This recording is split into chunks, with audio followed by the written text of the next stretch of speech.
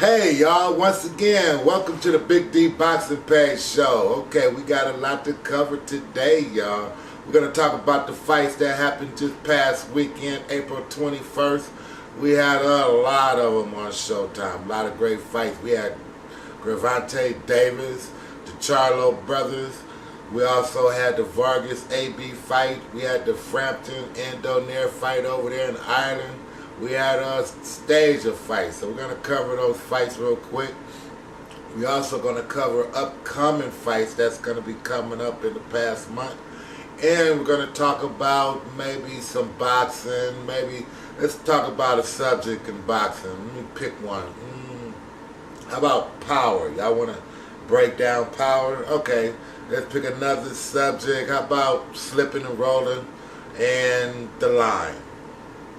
The line. What are you talking about? The line. We'll discuss the line and more, okay? So let's get into it right away. First thing, we're going to talk about the Gervonta Davis fight. Y'all see that? Yeah, he fought an opponent. We don't need to bring him up because it just is basically featuring Mr. Tank Davis. He put on a great performance. Very sharp with his punches. Very accurate. Showed some power.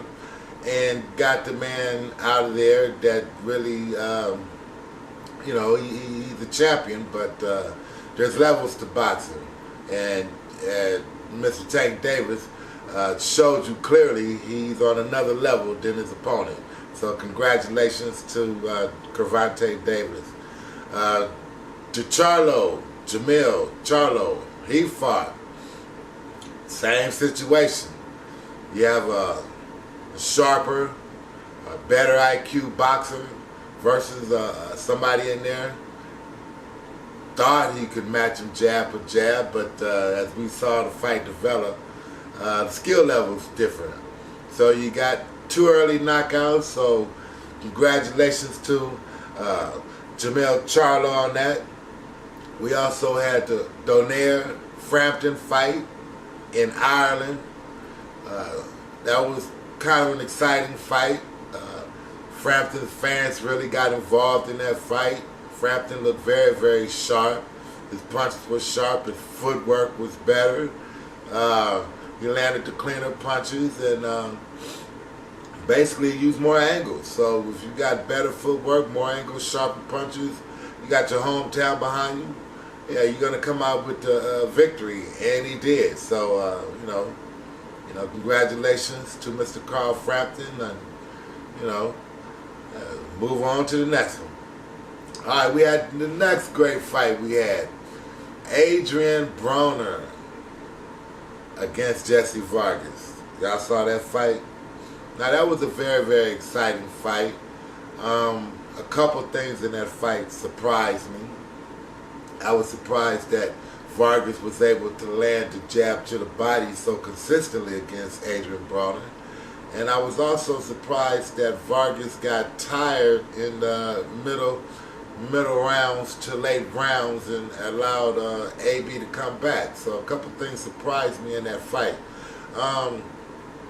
It was a good fight. I thought the decision was fair. It could have went either way, but I thought Vargas had maybe an edge. But yeah, it definitely could have went either way. I think Vargas set the tone early with body shots, going to the body real hard, keeping Adrian Broner off balance with that good jab to the body. And he had Adrian basically fighting backwards, sticking to his plan. In the sixth round, I saw Vargas take a sigh of breath, one of these, like he was tired, and I thought Broner picked up on that. And after he did that sigh in the ring, and I thought the fight changed from that moment on.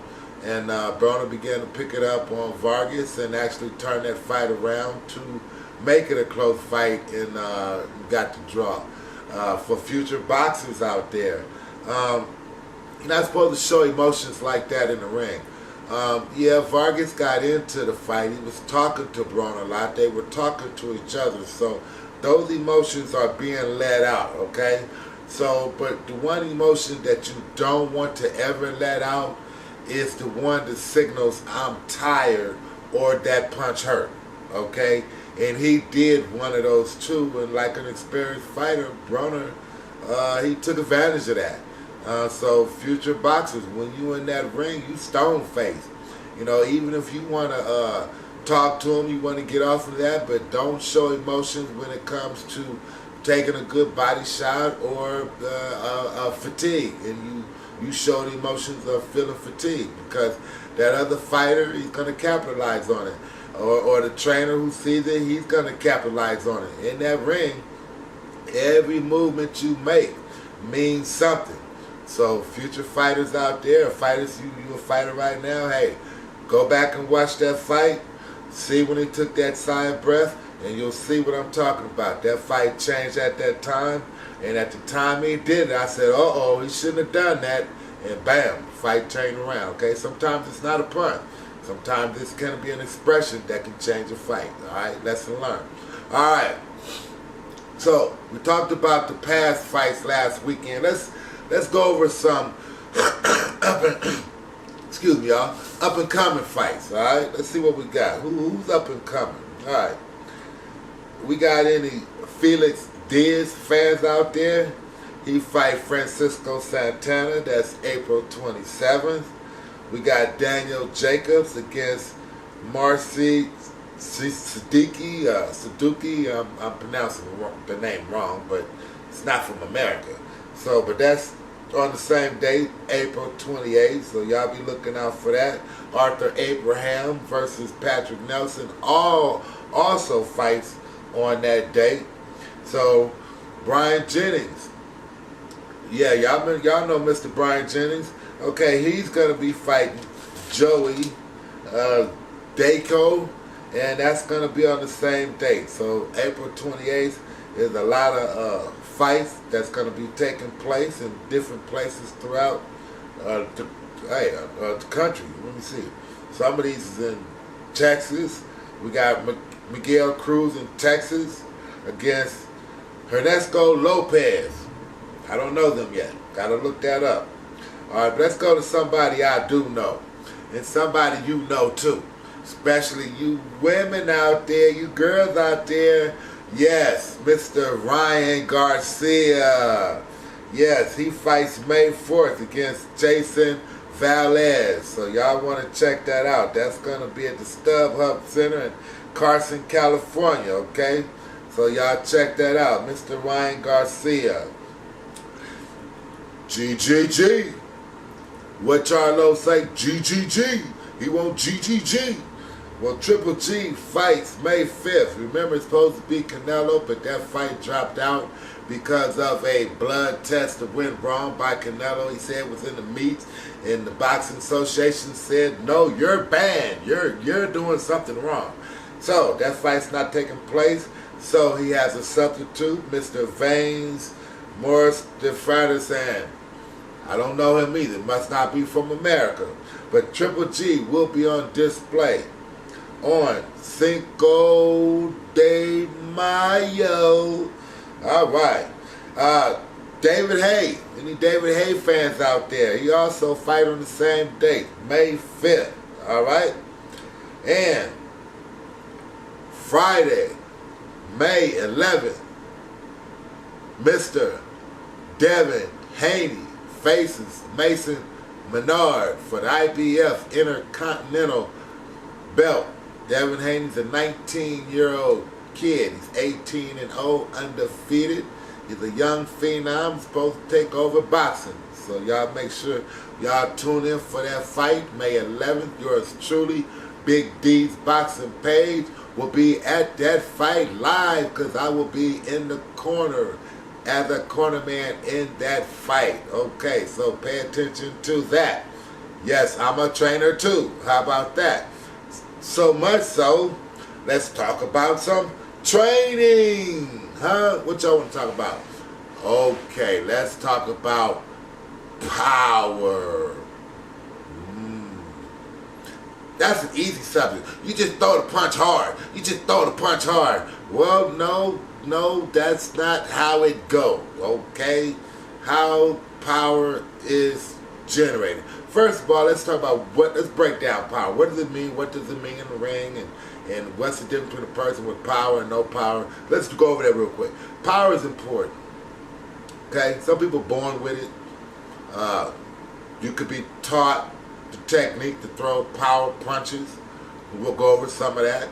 But when you have a fighter that's hitting hard, you just ain't going to just run up in there. Once you feel he hits hard, you're going to respect him. You're going to do more bobbing and weaving and do all kind of stuff, okay? Versus somebody hitting you and feel like a butterfly, you fly, oh, you don't hit hard, you just go right to him. So power is very important. And each punch has its own technique of how to generate power. And we'll go over at least 3 punches about power and how to generate it, all right? Let's go over the first one, the power hand, the backhand, all right? For you orthodox fighters, that'll be the right hand. For you southpaw fighters that got that, that'll be the left hand, that backhand. That's your power hand. So let's talk about that. How do you throw a power punch from right here? Okay, first of all, you don't throw it from right here. What you mean? I thought, no, you don't throw it from right here. You throw it from your feet. Okay, break that down, Mr. Big D Box Page. Break that down, Mr. Big D, because I throw mine like this. And I knock out everybody. Okay, but that's in the streets with no headgear and knees. And we talking about in the ring, okay, with some big 16-ounce gloves on the 14 headgear and how you generate power to knock him out. Different thing. So let me break that down. In boxing, when you're in your stance, you want to generate power. You got to do what they call sitting down. What do you mean? Punch while I'm sitting in the chair like I can't nobody hard like that. Correctly. Pull the chair out. That's called sitting down. When you drop your weight real low. Okay? Now that your weight is low because you're sitting down, your knees are bent. Okay? When your feet, in the boxing, your back feet should always have your heel off the ground. So if this is the ground, you should never be on the ground right here with your heel. Never. Never. Never. It should always be up like this.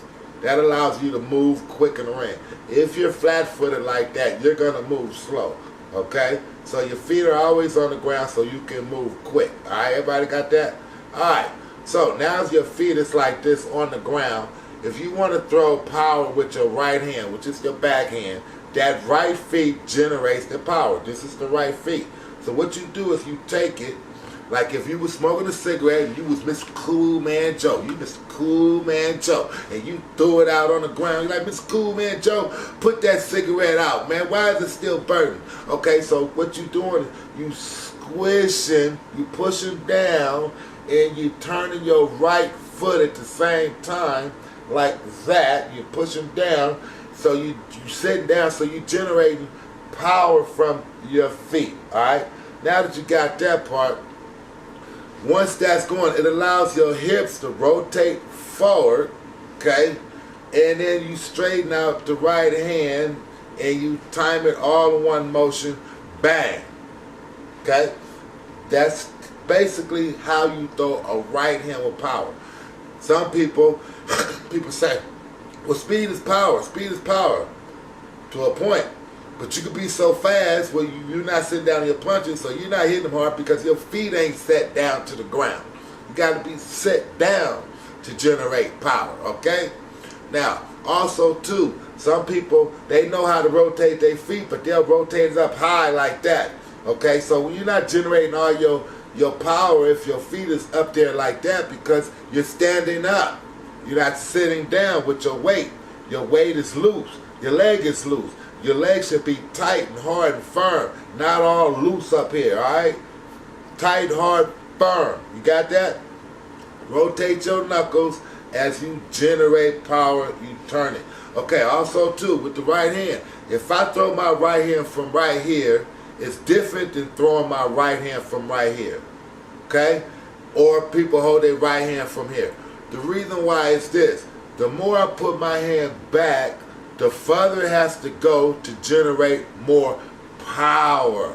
Okay? So if I throw it here, I can only get it so fast. But if I throw it from back here, I can really throw it harder because it allows me that much more time to generate force to whatever I'm trying to hit. Also too, power with the right hand. If you bring your jab hand back as you rotate your shoulders, we talking power, and your feet, you generate more power because it forms a whip. See that whip? Okay, if you look from side, it's a whip. So if I bring this hand back right here, it's not going to whip as much. See that? So the higher I bring this hand back too, the more power I can get. Y'all get that? That's some scientific stuff. Alright, but this Big D boxing page, alright, so I'm going to break down power. That was power with the right hand. Well, what about the hook? Well, what about the hook? Concept the same theory, different punch, different way of generating power. I'm going to go over it. The feet part's the same. You're going to rotate your feet out this way instead of that way. That way's the right hand, this way's the left hand.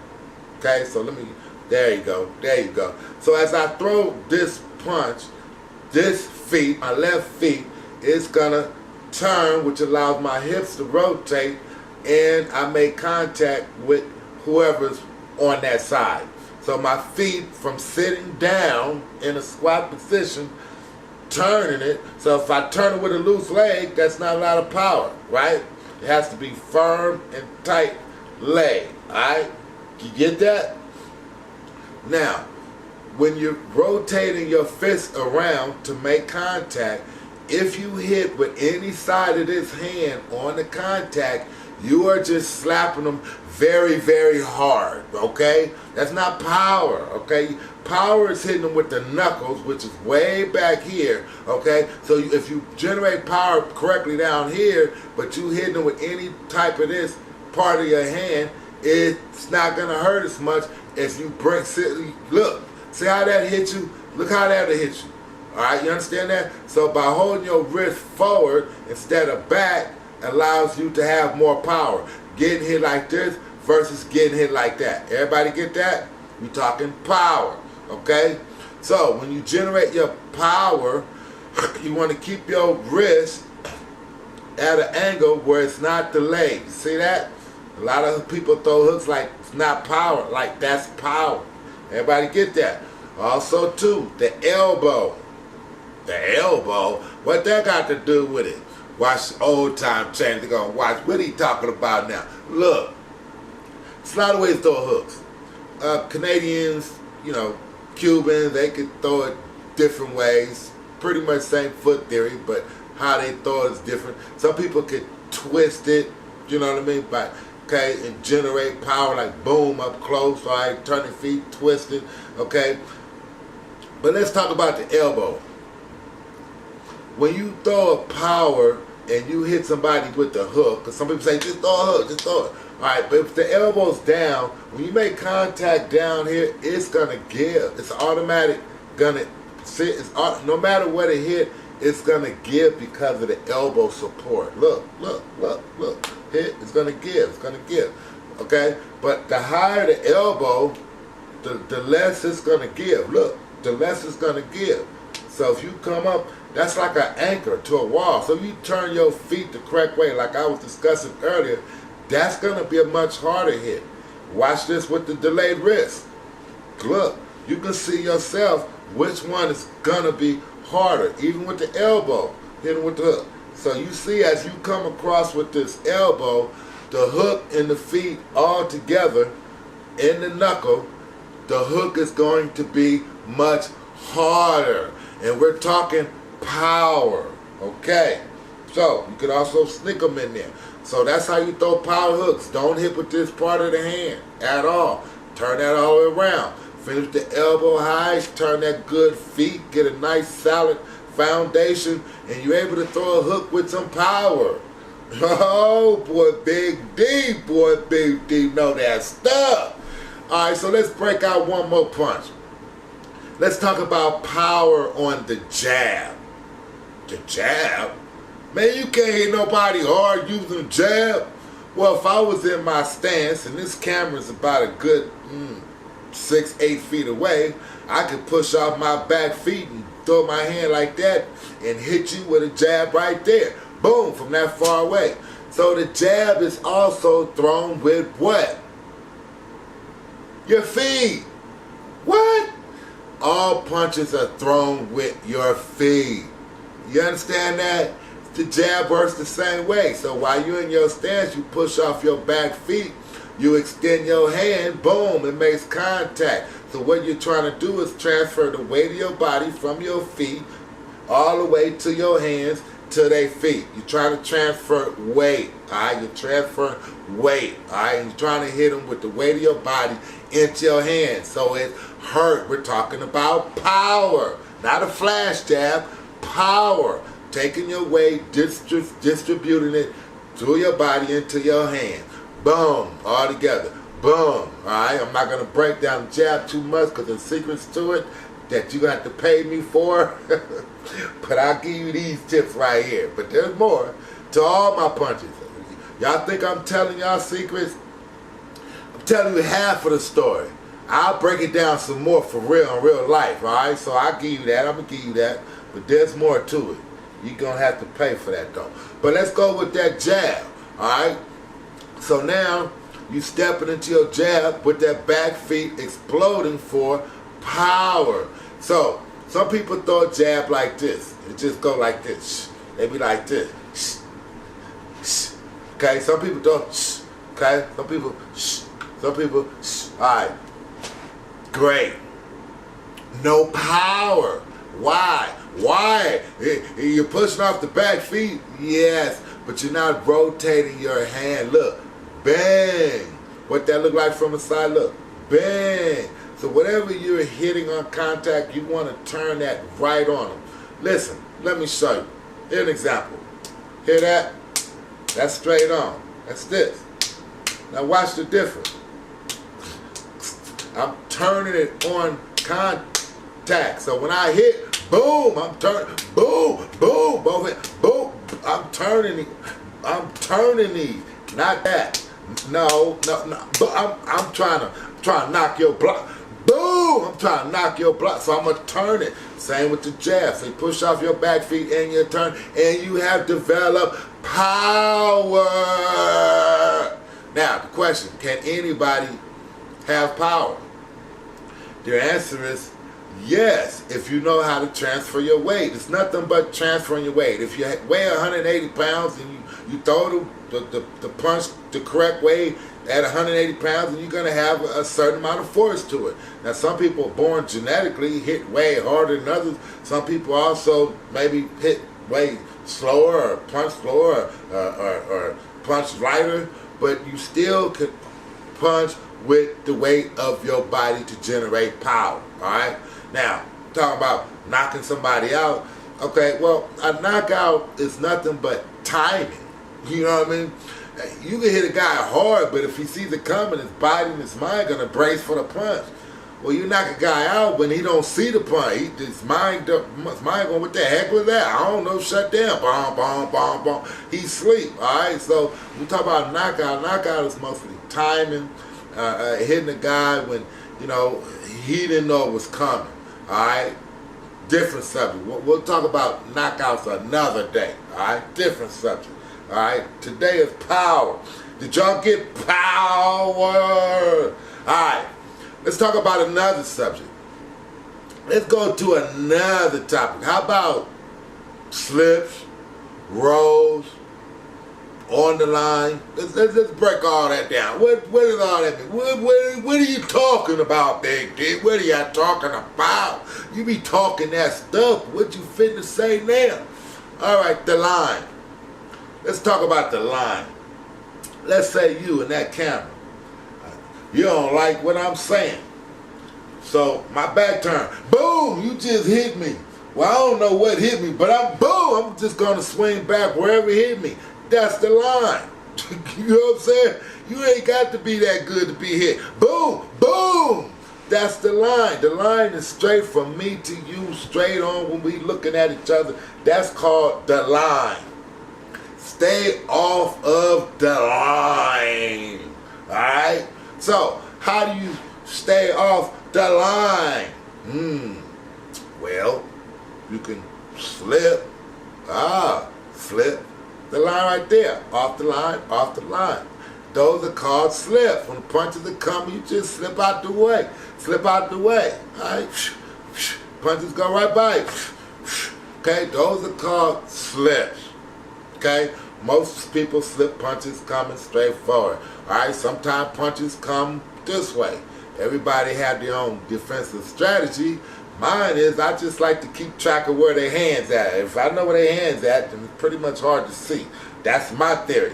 So when I lose track of a hand, like, damn, where that hand go? Automatically a roll. You know what I'm saying? Because I don't know where that hand is. When I pick up that other hand, then I adjust to what I'm trying to do, whatever it's at. But when I'm losing a hand, when I don't know where that hand is at, usually I'm going to roll. Alright? So you got slips and you got rolls, okay? So if I was describing a roll, it would be like this. Let's say if I had a